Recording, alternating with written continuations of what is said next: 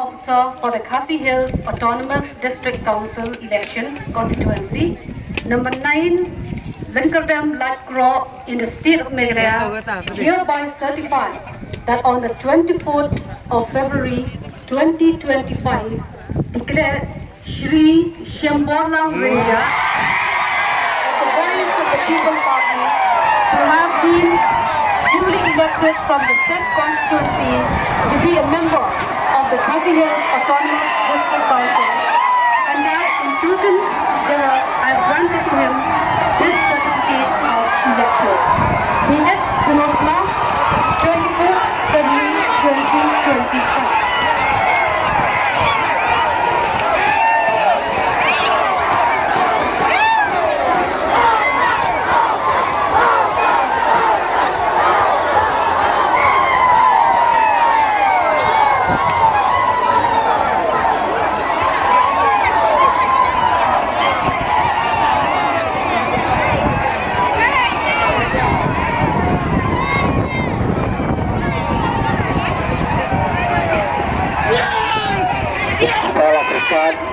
Grace Mary Catherine Subhai Nuansu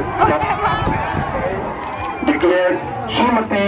Grace Mary Catherine of National who has been duly elected from the said constituency to be a member of the Autonomous District Council, and that in token thereof I have granted to her the certificate of election.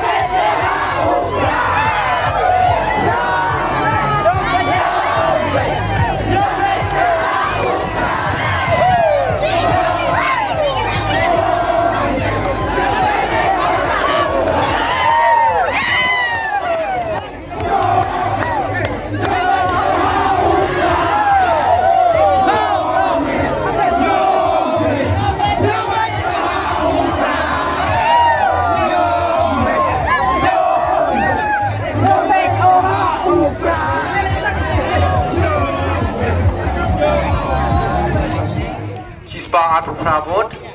Iba Elvestar Khatbudan Jongka Bharata Janata Party Shispa Atufra vote Iba Rabok Lang Tinsong Jongka National People's Party Kendai Hajar Nyospa Khat Nyo vote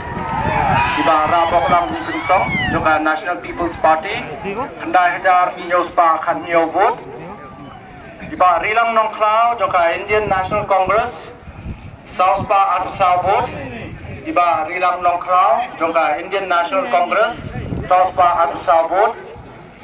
Iba Ringkat Lang Lindam Jongka United Democratic Party Shihajar Aspa Shipau vote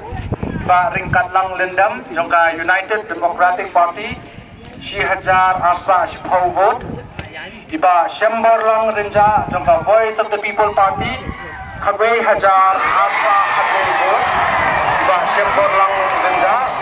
Voice of the People Party, Khalwe Hajar Aspa Khalwe vote. Ban Playboy Lang Mauro, the Bakun Hinyo Trip National Awakening Movement, Santo Santo. Ban Playboy Lang Mauro, the Bakun Hinyo Trip National Awakening Movement, Santo Santo. Kaput jumpa nota total kadai prapun beliau. Flash board.